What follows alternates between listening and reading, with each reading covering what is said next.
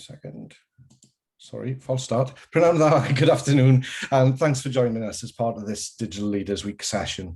We're really pleased that you've been able to join us today for this session with myself, Chris Elias, and pleased to be joined by Ben Dalton from E3I.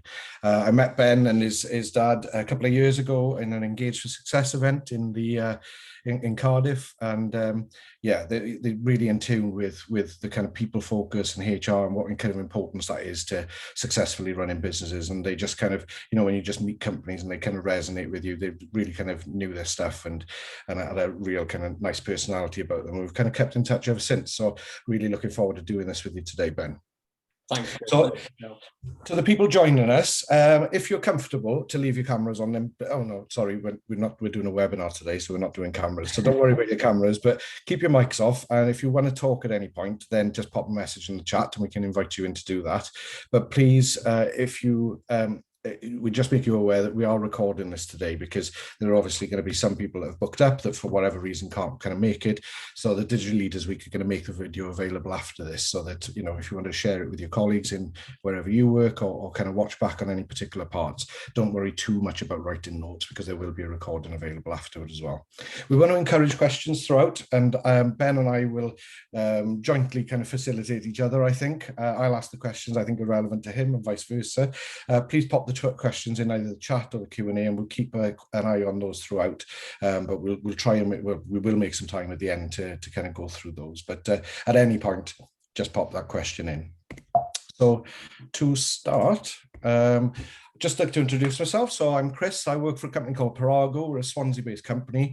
We deal with digital transformation and supporting organisations in helping them with their digital journeys. And we're really proud to be sponsoring Digital Leaders Week in Wales this year. I wanted to help make sure that the people that are signing up for the Digital Leaders hear the very best stories about what digital work is going on within Wales. And then it occurred to us is that there's a huge amount of people saying digital this, digital that, and so on. And we kind of did a huge amount of work where actually you need to stop and reflect sometimes about what that actually means to us as people. So we thought that we could, between us, put together some top tips on how we can deal with digital in the modern world. And then I'll hand over to Ben just to introduce himself and what he wants to get out. Thanks, Chris. Yeah, it is great to be working with you on this. I'm really looking forward to sharing it with everybody on the call here. So yeah, my name's Ben. I'm a director at E3I. We're an HR consultancy. I run it with my dad, so it's a family business. We work with sort of everybody on employee engagement. We do it through workshops, surveys, support in pretty much every area of HR. But my big passion is around well-being. So I know well-being can be seen as a bit of a buzzword around a lot of businesses, but it is vitally important, and it's really great, not just for people on an individual level, but at a business level as well. People who focus on well-being, businesses that focus on well-being, make more money than other businesses. They got better turnover, better performance. So it's integral.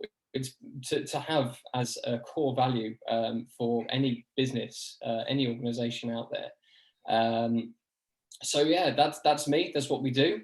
I'm sure I'll speak to both of us. Feel free to link with us on LinkedIn or wherever else, and we will be happy to talk to you about anything. But yeah, here we go. Let's get started. Okay, excellent. Okay, so first of all, this is the bit that we were talking about, just so that we kind of get a bit of an understanding of you guys in the audience. We often kind of look at the word digital. It may be overused in some respects, a bit of a catch-all.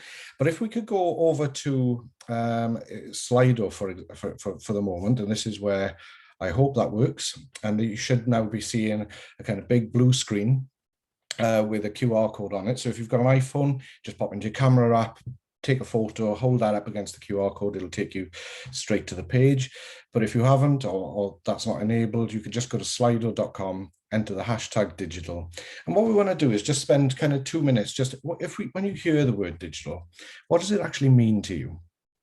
And that could be anything from, is it a software? Is it a hardware? Is it a way of working? What does that typically mean to you? And then as you type that in on your phones, it should pop up on the screen so you can see kind of what other people are thinking on that as well. So we've already got our first one in. There's anything related to tech. It's a nice blanket one, that, isn't it? Anything related to tech, it's all good. Computers, software, efficiency. Okay. A way, I think a mid-set is probably a mindset. I think a mindset, yeah. I thought it might have been a tech word that I didn't know, so I thought I'd leave it out. Yeah, like an Excel function or something. Take a mid-set of data. It does seem to make sense. So that's really good. I think what we wanted to kind of get out of that is when we talk about digital, are we talking about things with plugs on them, or cables, or wireless, or fans, things that consume electricity, or are we talking about a kind of a way of thinking about the way that we work? And I think what's coming up to that is quite right. It is to do with kind of technology, and it's the outcome of using that technology effectively will kind of give us efficiencies. And I think, oh, they're still coming in. And I think with that efficiency, then we can start to change the way, that was beautifully timed, start to change the way that we work and give us other opportunities as well. So that's really good. Thanks for participating. I'm glad that that's a good kind of test as well of the technology. So moving on to the next slide. This is a quick kind of, I just typed in the word digital into Google and then clicked on images just to see what would come up. And it was quite surprising that, it is this thing, this virtual, the way the algorithms work. But look at all the kind of different kind of pictures there that are very, very virtual. There's not one proper human face in the first page of this, as you'd expect it. And actually the whole kind of virtualness of it kind of makes sense what you're saying, where it is kind of in a world that is not tangible, that you can't kind of touch. But if we start to think about who does digital and who benefits from digital and who can change their ways of working from that, it is actually, and this is a Perago kind of thing that we say, it is very much all about the people and the people involved in digital. It's the users that consume the services that we develop on digital. It's the people that kind of have spent a lot of time in universities and so on with computer science, learning how to code. It all comes back ultimately to the people behind those services. And I've skipped this next slide because we've already done it.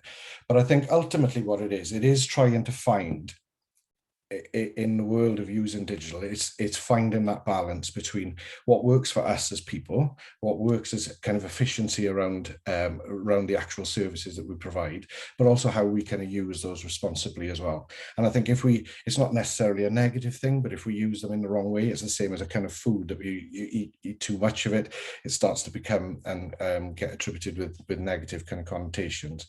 But used correctly, it can really start to accelerate the way that we live our lives and give us that kind of flexibility. So I'm just really quickly going to tell a bit of a story about kind of my experience with digital. And first really started hearing the phrase, if you'd recognize this building, it's the DVLA in Swansea.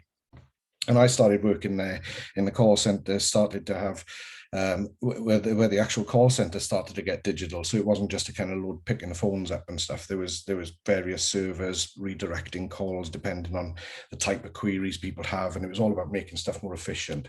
And I did a lot of spreadsheets in there that started to paint a picture about what it was, which got me recognized in terms of the communications, because actually we started doing our digital journey with the DVLA as employees there, and we were very much looking around about what software was using, what platform we were using, and so on. And we kind of almost, hands up, forgot about the people. We forgot about the people that had left school and they were 16, kind of 30 years ago, that had been opening letters for the last kind of 25 years because they wanted to, and they were quite happy doing that. And all of a sudden we came in with this raft of stuff that the DVLA is becoming digital. And we quickly realized they all really felt really isolated, because they thought, well, I don't know anything about digital. How am I going to have a place in this kind of next journey? And what part have I got to play when we start to do this thing that people are writing letters about can now be done online? What am I going to be doing with my time? Is there going to be a future for me? So we spent a lot of time during the digital transformation of the DVLA taking care of the thoughts and feelings of the people. And we did a range of things, not straight away because we were really clever about it, but it was over a course of several realizations that actually we needed to involve everyone within the DVLA because everyone had a part to play. And it was about accelerating the use of that digital, making it comfortable for people to use. People that hadn't used Word or Excel before, we were starting to encourage to build those skills up so that they could start to at least appreciate some of the benefits from it. And then fast forward maybe kind of 6-7 years, I kind of started working in Dŵr Cymru, and journey-wise, the DVLA is far, far ahead of their digital journey than Dŵr Cymru was. Dŵr Cymru, excellent kind of business, but it's very kind of pipes and valves and, you know, stuff like that. It's quite a hard, what's it called, like a kind of physical kind of thing. But they too obviously have to recognise that the digital's way forward, but we accelerated so far fast during the pandemic, which is just coincidentally, I was there probably about 3 months before the pandemic hit, and we were kind of enabling people really quickly to use things like Teams again, where they hadn't even really kind of become okay with kind of Office or Word or anything like that. So it was real kind of like fish out of the water kind of feeling with some of those, and because it was accelerated so quickly, inversely to where we were with the DVLA, trying to encourage people to do it, we actually reached a point in this kind of summer last year where we were trying to discourage people from using digital because they'd felt a lot of the kind of fatigue, the productivity started to drop. There was a level of skills and stuff that had been they learned the necessities to be able to kind of, for example, have a Teams call, but that was all they learned. So they didn't realize how it integrated with other parts to realize those efficiencies. So we needed there to really kind of make it fun. And again, focus on the people to show them in a fun way how to use that technology better and how to use it to maintain relationships with their colleagues that perhaps they hadn't seen because they weren't in the office, to support each other through mental health and well-being, and even the use of recording video blogs and stuff like that, because it was a better way of communicating how we felt as people rather than just looking at what those platforms are as digital. And when we think, you know, it's changed a lot. And on this slide, you know, you kind of architects in the kind of 40s, 50s, massive, huge kind of sheets of paper. And I just hate to think what would happen on the kind of 3 weeks into drawing this architects thing where a project manager came and said, right, actually, yeah, that whole north side, yeah, that we're changing that plan. And I don't think there'd be enough kind of helix rubbers in the world to be able to take that. But what it does is enable us to make, you know, these days, I think we're probably, the value has gone out of some of the professions that we've got, because we all know that it's far easier to make a little change on this than it was perhaps to kind of spend another 3 weeks redrawing, you know, on the previous slide. The value comes out of it a little bit. So we kind of almost get taken advantage of a little bit because it's just easy to make that little tweak. And the same, I don't know if anyone's seen a TV program that's on at the moment, really good. I'm not on commission, by the way, but it is genuinely really good. It's called the Great British Photography Challenge. And one thing that struck me about that is one of the challenges was to use old analog cameras like what you've got on there. And then it was how they can adapt to using digital services. So, you know, the actual thing of a camera hasn't changed, but what the difference between these two slides was where you had a finite amount of film, then you had, that was a stop, then you had to go and get it developed, and there was the excitement, the anticipation of where you're going to have that shot and so on. And then when they were using the digital stuff, they had a massive screen like 2 foot behind them. They took the shot, they turned around to look at what it was. They were immediately able to tell whether it was a success or not. And if it wasn't, they just took another one. So it makes things easier in that respect. But also you could see the demand that the producer was putting on a photographer to say, right, you're not going to take 200 photos now, you're taking in 2,500, 3,000 photographs. So it makes all other kind of demands as well. So it's very much about how we manage that. And it's a change in the way that we need to think, I think. So ultimately, Ben and I were talking about this, we said, what does digital actually give to people? And we said, we boiled it down to these 3 things. It's probably productivity, mobility, and autonomy. So it enables us to be more productive, to chow through more stuff that we need to do. probably enabling us to do better stuff as a result, because we can iterate and fail on things without so much consequences previously. It enables us to be mobile, so we can work in different places, and flexibility, so we can start to work around our families a little bit better and involve those other things that we deem important in life. But if we don't do it right, those three things we feel could be like productivity is how much stuff are you doing? How much stuff can you go through, or how much stuff can you have in your kind of inbox or your to-do list? And that middle one, the mobility, we saw that lovely photo of working in the beach and the sun overlooking a lovely bay. We'd all love that to happen, but how many can relate to the bottom picture that we've got? And I hold my hands up. Mine's not quite that bad, but yeah, if it wasn't for my other half, I think it probably would be. And then in the autonomy, if we are connected all the time, where we're connected through Teams and email and whatever, we say that we're autonomous and we've got choice about how we work, but are we really, or are we slaves to those channels?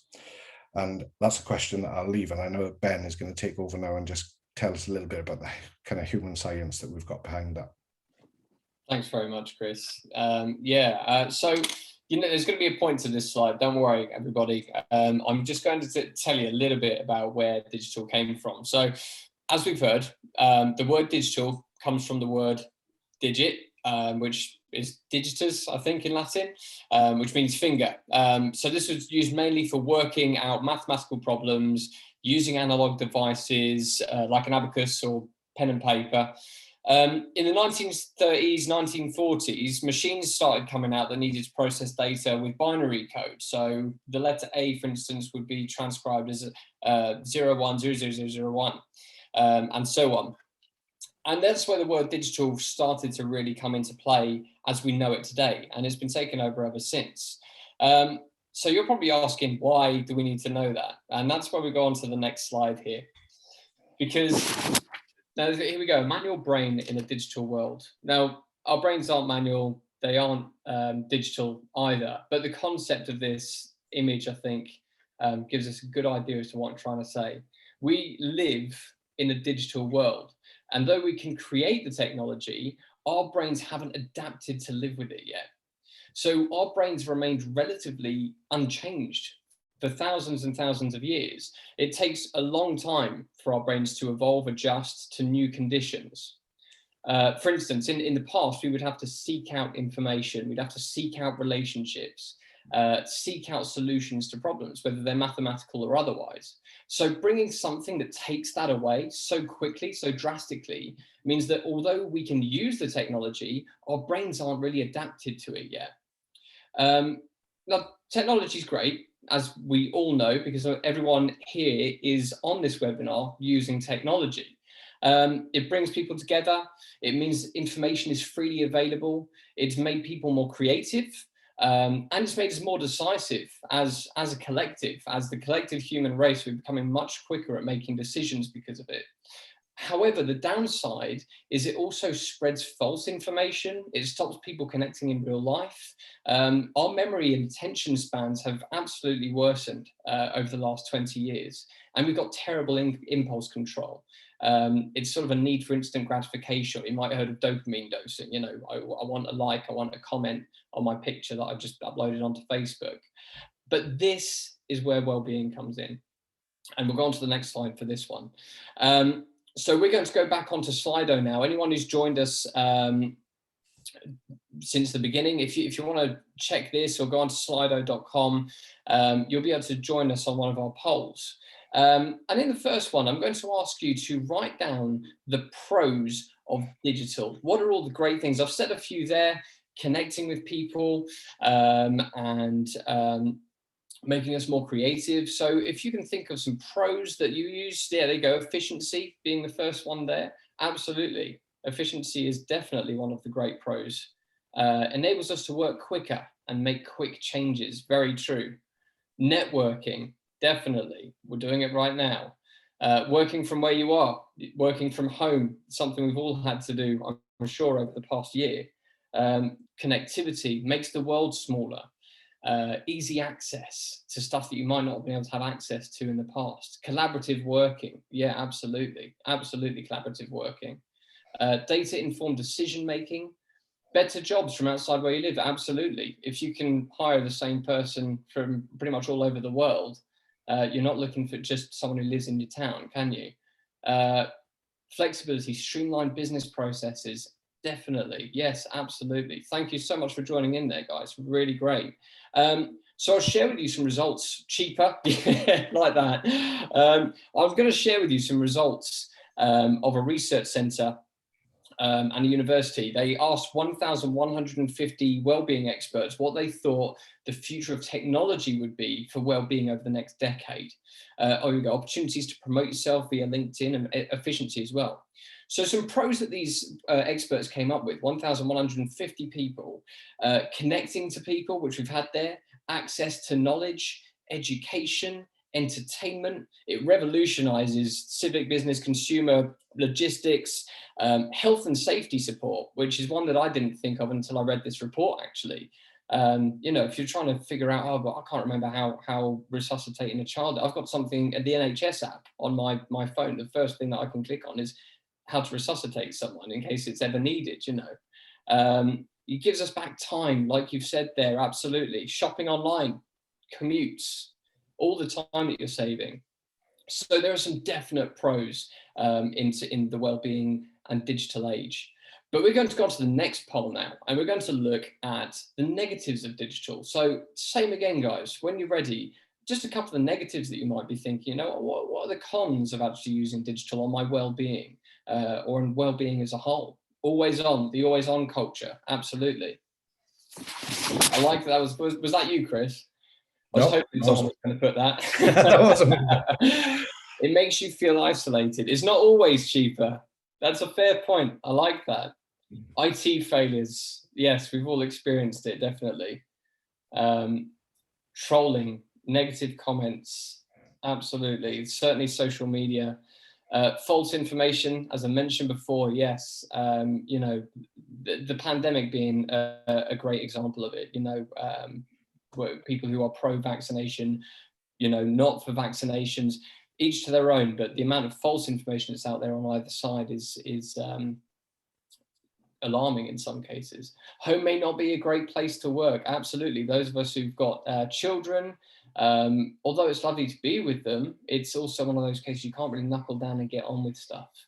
Not just people with children, but people who just need to get out or get somewhere. Polls, constant polls. Sorry, that was my idea. Oh, sorry, guys, we're guilty here, aren't we? It's going to be the last one, if that helps. This will be the last one. I like it. Yeah, that's funny. Lovely. Thank you so much, guys. So, a few of the cons that came out of this study was that analytical thinking, memory focus, it's all been reduced. Over the last 15, 20 years, our focus has reduced, our memory has gotten worse, and analytical thinking is almost gone out the window because we rely so much on the technology to do it for us.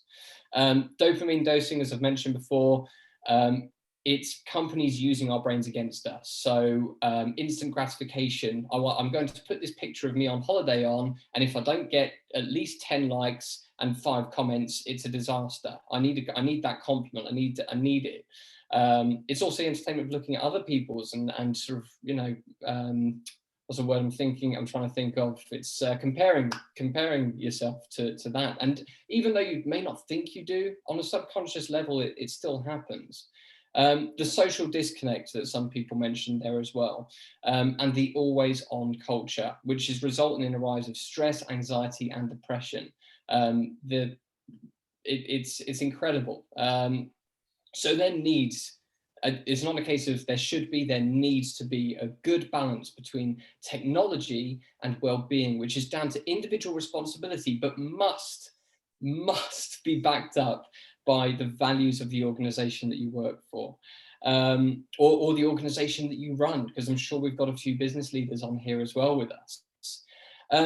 So let's talk about how digital affects us every day, and then we're going to get into some great stuff. We can give you some tips as well. So how does digital affect us every day? I'm just going to mention right now, I found this picture and I think it looks fantastic. I really like it. So I just want you all to drink that in for a moment, using technology. But as we've seen, there are definitely pros, there are definitely cons to technology, but it's all about balance. So over the past year to 18 months, there's been a significant increase in certain technologies being used, such as Zoom, for instance, which we're using right now. So, for instance, Zoom had 10 million users in December 2019, 10 million people in December 2019. 3 months later, March 2020, 200 million people were using Zoom. If you think that on anybody's business, if you had 10 million customers 1 month and 3 months later you had 200 million customers, that's incredible. The impact on the behavior and mental health has also risen. It's not just the numbers that people are making in their businesses or the amount we're using technology, but the effect that it's having on us as well has also increased exponentially. So for instance, let's talk about Zoom right now. Although we absolutely love Zoom, it's a fantastic way to bring us all together. There's something that a phenomenon called Zoom fatigue, or you might, it uses any video software really. So, you know, Teams or whatever it is you do use. But we're going to call it Zoom fatigue. So being on video meetings can be useful. It brings us all together. People who are geographically apart can be together in one room. But it doesn't really do us many favors in other departments. So these sort of meetings, not webinars as such, but more meetings with your group or with your work, they have been shown to be more stressful than in-person meetings because our perceived reward is a lot less. So in a group of people in a room, we get a lot of perceived reward by focusing in on the same thing. So our minds actually like the fact that we're all focusing in on something together, but we don't get that on video. Although we know we're on a group full of other people that are also focusing on the same thing, the perceived reward just disappears. It's not there. They also subconsciously mean that you trust people less. This is going to be an odd one, but when you're on a call on Teams, Zoom, Google Hangouts, whatever it is, you will subconsciously trust whoever you're talking to less. And that's because they're not making eye contact with you. Currently, right now, I'm looking at the slide and not at my camera. If I were looking at my camera, I'd be looking at you like this. And there would be that trust element there a lot more than what I'm doing at the moment. There's also the fast response rate as well. So if you're talking to somebody in real life, it's a lot easier to sort of play off of them, and you can talk to each other and talk over each other, and it's kind of normal and natural. Over Zoom and video meetings, that's not the case. There's also the tiredness from communicating with just your face and your voice. So anyone who might know, our communication, 55% of it is body language. So when you're using something like this, and even if you've got the video off as well, you're taking away 55% of what you do normally to express yourself. So the remaining 45% has to work extra hard. You don't think it does, but it absolutely does. Because something that used to take milliseconds in a meeting in a room full of people now takes longer than a couple of seconds. And that built up over the amount of time for a meeting is actually huge. It makes a huge impact on yourself and on your mind and how much work you're putting into actually communicating what you're trying to put across. There's also something I mentioned earlier, and thank you for whoever put it on there, the always on culture. If you're working at home, working in an office, people aren't really getting that switch off time. If you work in an office or retail, chances are you've got emails and phones when you leave work for the day. If you work from home, the chances are you probably don't switch off at dead on the same time every day. And you don't stay off, which is another important thing. You don't switch off and then stay off. And this is leading to, like I mentioned, more stress, more anxiety, interruption in people's home lives, and reduced focus in memory for all of us as a collective. So what's the solution? Chris and I have got 10 great tips that we want to share with you today, and we'll move on to some Q&A afterwards if you've got time, hopefully. But we wanted to put together something. It's not the big solution, but it's 10 tips that we've used and seen work in our own work environments in creating a balance between technology and individual well-being. So I'll pass back to Chris for our first one. So this is going to be, I'd like to say hi to Dave, who is actually on the call, and I didn't know that he's going to be on the call. And Dave is one of the directors at Perago. So this next slide is going to make me look like a real big suck-up, to be honest. It's something that struck me when I started working in Perago about 3 months ago.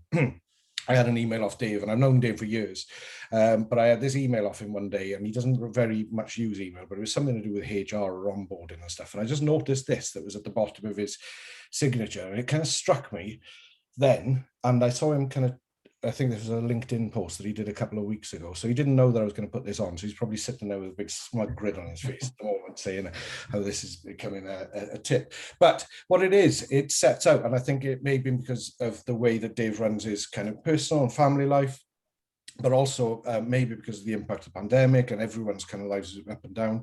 But I think this is a really powerful statement, and it really sets out for a director of a company to put this in to signify the culture that they want to have within their organization. So I'll just read it out just for clarity. So it says, at the end of the email, please be advised that my hours of work at the moment are variable, and I occasionally respond or send emails outside my normal work hours. Please do not feel obliged to respond outside your normal working hours, and please make every effort to manage your work-life balance. And that's something that's still on there now. Dave, put in the chat if it's not, if you've modified it at all, but I don't think you have. I think you said that's going to be continuing in your future. But I think we can all do that, particularly if we are people of influence within our organization, because I think if we do send an email at maybe kind of 7 o'clock because we've just put the kids to bed, and that's when we've kind of just had a shower and it's reminded us of something that we needed to do earlier in the day, that particularly if that goes to junior members of colleague makeup, then that can almost make them feel compelled that they need to respond straight away, which I'm sure isn't the case. So yeah, please do consider that. Ben? Lovely. Yeah. So the next one we've got is flexibility. So flexible working has become the norm in a lot of workplaces, but ensuring that we support people with their home lives is essential to their well-being and employee engagement as well. So flexible hours, autonomy, the choice of working in an office or a home. I know that Chris, for instance, has saved 2 hours a day. Is it, Chris? It is, yeah. 2 hours a day on commutes, and I think you're playing you've learned the violin, guitar, keyboard, and everything in that time. But the idea is, if you're saving that much time in commutes, or you're giving your employees the chance to save that time, how many hours have they saved every week? That's 10 hours from Chris alone. What's one thing you wanted to do that you've never been able to before because you've not had the time? What could that 2 hours do for you, or 1 hour? Exercise, learning, doing an instrument, a language, going for walks, mindfulness practice, which I'm a huge advocate of. Flexibility doesn't just mean office or home. It's about the time that you get back, or it's about the sociability of being able to be around people, and the autonomy from working in a place that you will do your best work. Okay, and the next one I think is about maintaining your human support network. I think, as Ben has already said, it's all too easy when working in front of a laptop screen all day. And even though you have these kind of chats and catch-ups about not work and stuff like that, I think it is still important to maintain your kind of human support network. And by that I mean it's your kind of closest buddy, really, and making time in your day, whether it be within your work day or anything like that, just to have that kind of trusted person, the person that you don't have to use that 40% to really try and make that extra effort. It's the person that you can really just be yourself with, have that moan with, and just kind of have that vent. And there's only going to be certain people, within our careers and our lives that we can do that with. And well, I'd say even Dave knows that he is one of mine. I mean, we were friends before we were kind of colleagues, and yeah, it's quite regular that I kind of phone him up, have a moan, and I know that when that happens, I've kind of put all that in a nice little box and I get on my working day, but I feel a lot better for it. And I think if you haven't got that person, or you can't think immediately who that person is to you, you probably need to spend some time on thinking about who that is and forming those relationships, because it really does help. Absolutely. So the next one is shut down to wind down. We mentioned it a little bit earlier. A recent case study found that 23% of people don't even switch off their computer at night. So log off your computer and put it away at the end of the day. That's the big advice for this one. Experience for myself, my wife's a teacher, and she brings a lot of work home with her. She works evenings, weekends. I remember one day she was absolutely, let's say, tired. I wasn't going to say the word I was going to use. Some people don't like it, but yeah, she was very, very tired. She needed a night where she wasn't doing any work, but she said, I've got too much to do. I'm just going to have to get on and do it. Then she realized her computer was shut down. and it would take an age to turn on. So she decided not to. She did just that one obstacle in the way, made sure that she actually relaxed for that night. And guess what? The work still got done. It's Parkinson's law, isn't it? You know, the work expands to fill the time allotted to it. And I think, yeah, Chris, you shared with me recently that in your previous role, they like the idea so much of shutting down that they put a screensaver up on everybody's desks, so that if you left your computer, you know, for a little while, the screensaver would come up to say something along the lines of log off to switch off. So leaders who are on this call, have a little think about how you can sort of tell that to your employees as well. And your IT people will probably love it as well, because every time you turn off your computer, you probably see that thing that says 1 out of 350 updates installing. So your IT people will probably like you for it as well. Yeah, I think there was we had a big discussion in Welsh Water, and I don't know if Ben Sims is on the call now. He said he was going to join, but if he is, he'll know exactly what we're talking about. Where our IT people were like saying, we've had someone that hasn't shut down their laptop for 40 days, and they're running like software that's like 3 versions too old, and we just thought, hell, it is about kind of telling people to make that kind of thing, and in fact, it was Ben that I called, another Ben. And I called him up about 5:05 one night because he'd asked me a question earlier on in the day, and he answered a Teams call on his phone. And you can always tell, can't you, when it's on the phone, because it's like an odd angle and slightly odd perspective. And I said, "Oh, you're on your phone. You've shut down for the day." And he said, "Yeah, I have now." And I said, "Oh, there we are. I'll catch up with you tomorrow about what it was." And we still had a chat for an hour, but it was about his daughter. It was about some of the stuff projects he's working on that he wanted to kind of share with me. It was about what he's doing, and it was proper nice. He was asking me about a new job, and it was a proper nice conversation.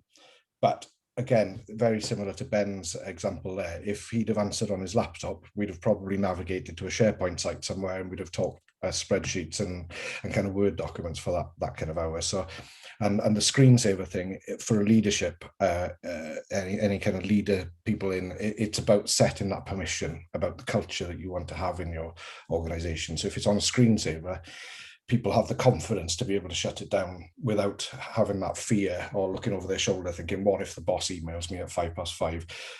Well, if it's on a screensaver, you've got a firm answer to go back with them and say, well, I shut down. It looks like they're still using it as well. Kath has just written on our chat on Zoom as well that her husband works for them and regularly sees the screensaver there we are. from home. So there you go. Fantastic. Excellent.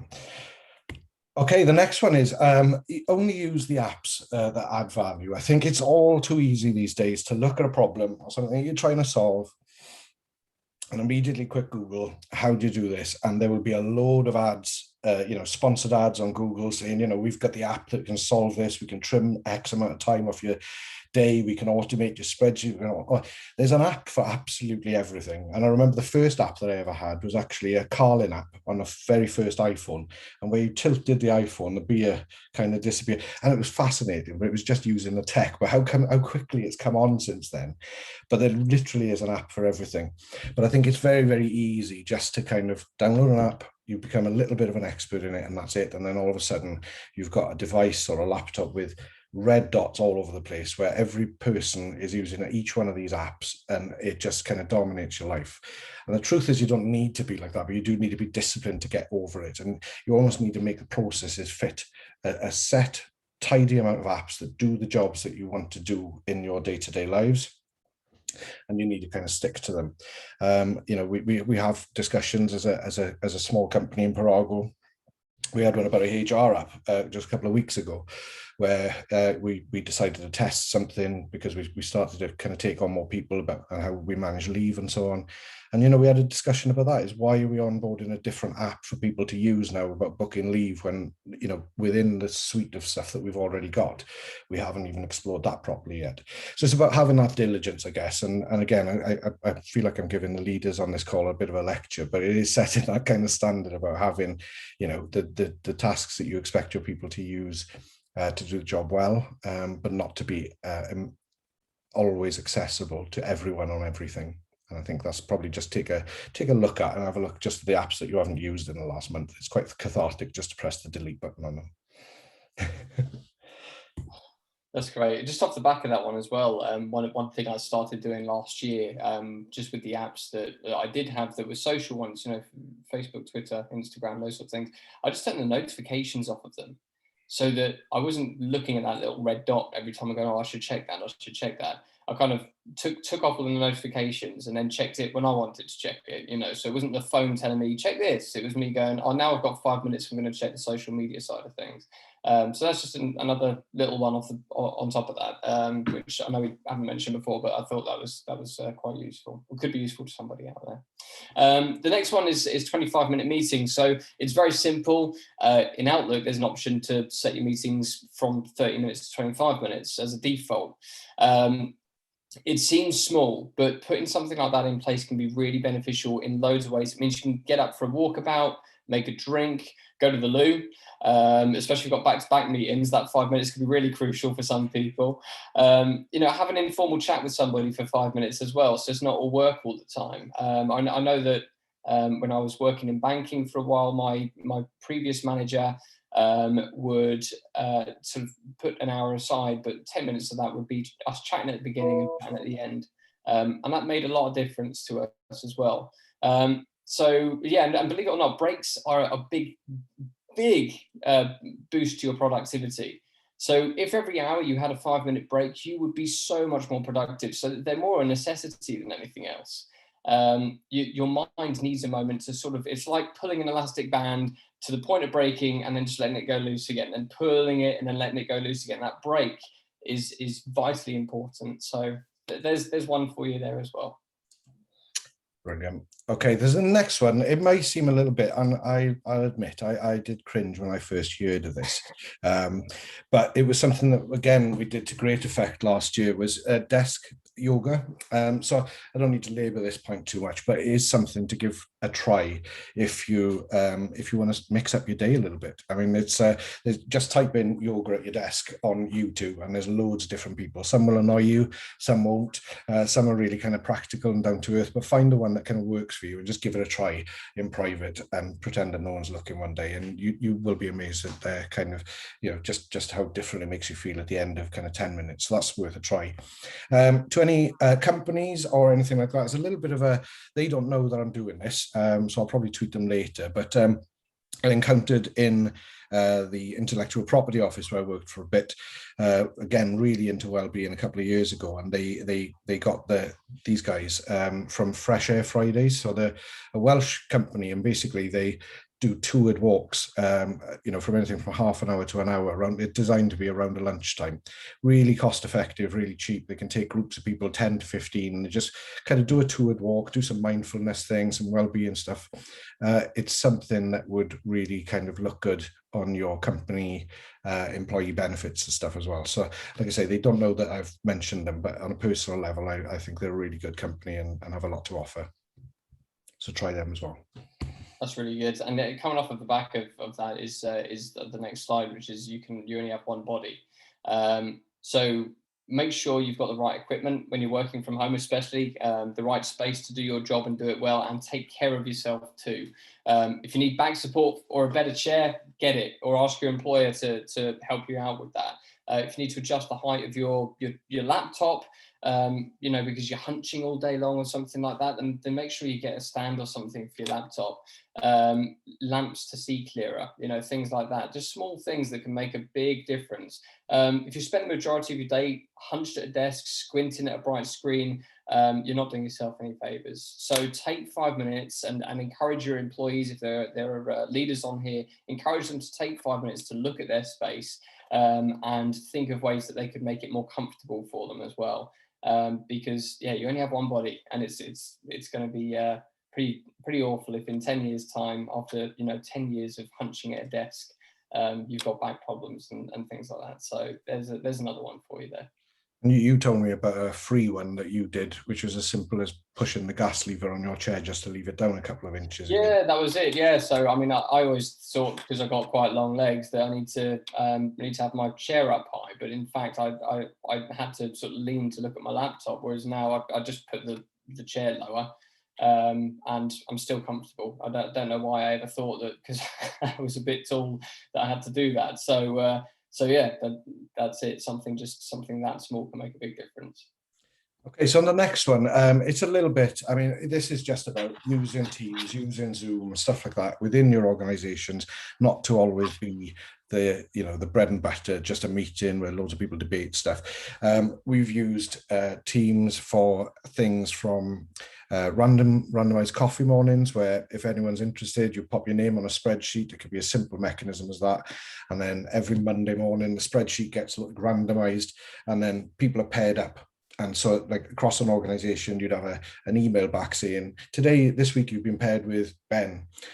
So what you need to do over the next kind of 72 hours is get in touch with Ben and have a conversation for 15 minutes about anything that isn't work. And you kind of challenge yourself against that. But what it does, it builds networks within the organizations and enables people to have conversations and associating teams with things other than work could be quite kind of healthy for you as well. We've even done things like Friday afternoon, set up a Teams meeting, I want to say ghetto blaster, but I don't know what the modern term is, like an MP3 player or something like that, and just put a playlist on, get some employees to kind of like send requests in for their songs, dedications.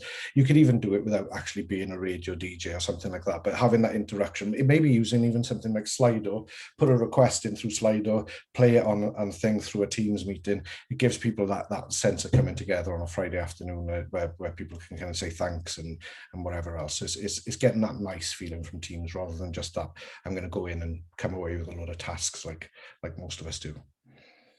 Absolutely. Yeah, I really like that one. And the last one really to bring it all together, wellbeing and technology, working in perfect harmony. Apps like Headspace, Calm, those sorts of things are really great, really great ways of using technology. They've got loads of psychological benefits, more than I could get into now, but it's for everybody. It's not just spiritual, religious people or anything like that. Headspace and Calm are great mindfulness apps that are really great for beginners and people who've been practicing it for a long time as well. And they're fantastic. They really are great. Not only that, they've also got I know that Calm has sleep stories, for instance, that are sort of like bedtime stories for adults, read by some great actors and stuff. I've got like Cillian Murphy and people like that on there reading you a bedtime story. It's lovely. Then you've got Lumosity as well. They do brain training apps, but they've also got the Lumosity Mind app as well, and Reflectly, which I only found out about quite recently actually, which is a journaling app. It's something that's been shown to show support to people mentally. Journaling is like writing a shopping list, I say to people I coach. So it's like once you've written it down, you just forget about it. So you're thinking all day, God, remember the milk, remember the milk, remember the milk. As soon as you've written it on the list, you kind of have that relief. Okay, I don't need to remember that anymore. It's very simple to do the same thing with journaling as well. So something like Reflectly is actually a really great way of doing that. But finding apps and things that aren't just, Facebook and, whatever else it is you might have on your phone, things that can support you. There are so many out there. And most of them are free, or at least have a free version too. So it doesn't cost the earth. But it is a great way of showing that well-being and technology really can work well together. Yeah, and corporately as well. I mean, I don't know about the other ones, but I know that Welsh Water has signed up to a corporate membership of Headspace. So, they pay a certain, I don't know what the fee is, but it basically gives it to anyone with a Welsh Water email address signed into it. There is no charge. And I think it's normally about 16 quid a month, something like that. So, again, if there are any kind of people looking to enhance their employee benefits, that's definitely a good one to put on your job adverts, to say that every employee gets free access to the Headspace app. And the others are probably the same as well. Again, I'm not on commission, it's just what I know. And that runs off our 10 tips. We hope you found them useful. We've got about 8 minutes left. So Dave has just messaged me. I don't know if you can see what he's kind of come up with. Is that a hint? Wink. So he thinks I'm asking him for a corporate membership to Headspace. But yeah, we've got about 8 minutes left. So if anyone has got anything they'd want to share, anything that they're doing within their organizations that they think that we haven't covered and we should have, we'd be glad to hear from you. But if there's anyone that's got a question for either Ben or I, not necessarily just about well-being, but about anything else that we do, more than happy to ask that as well. Absolutely. I think for just to start things off though, Ben, what types of stuff are you supporting your clients with at the moment? So I do wellbeing coaching one-to-one with people. So that's one thing that's relatively new. Actually, it's only been going on for the last couple of months. But I've been working with people, a couple of actors, and some people who sort of business owners, and it's been really great to see how really what I focus on is your present happiness. It's not all about how well you're doing with your business, how well you're doing with other things. It's all about how you're finding happiness in your present moment, whether it's at work, at home. So that's something I'm really enjoying at the moment, and working quite hard on to just make sure that people are getting the most out of that. But on top of that, we've got workshops as E3I that focus on making work better for people. So project management workshops, and wellness workshops, engagement workshops. There's so many. My dad, who helps run the business, as you know, Chris, has got decades of experience in this stuff. I've got a decade of experience in this stuff. So between us, we've got a lot of experience and from a lot of different backgrounds and different jobs and things. So yeah, it's a busy time, which is great, and you know, it's really lovely to be helping so many people out at the moment. How about yourself? Great. Well, you know, as we said, we help people with digital transformation. So we're working a lot with the kind of public sector in Wales. We're working with Centre for Digital Public Services in Wales as well. And these are kind of setting stuff up from new. So it's all really exciting. But it's a great time to also be really mindful of the stuff that we've been talking about today. And you know, the guys that we've been learning with have had kind of positive and negative experiences.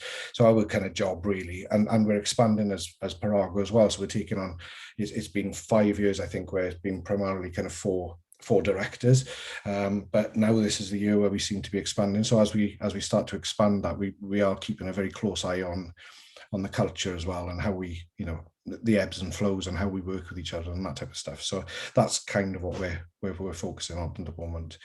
But we haven't had any questions through, so I'll take that as a massive compliment, just that we've covered everything that we hope we should have.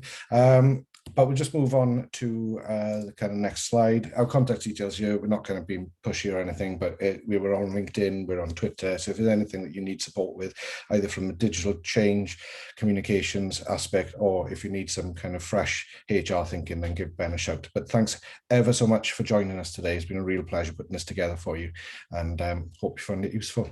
Really enjoyed it. Thank you very much for joining us, everybody. I hope you have a great rest of the day.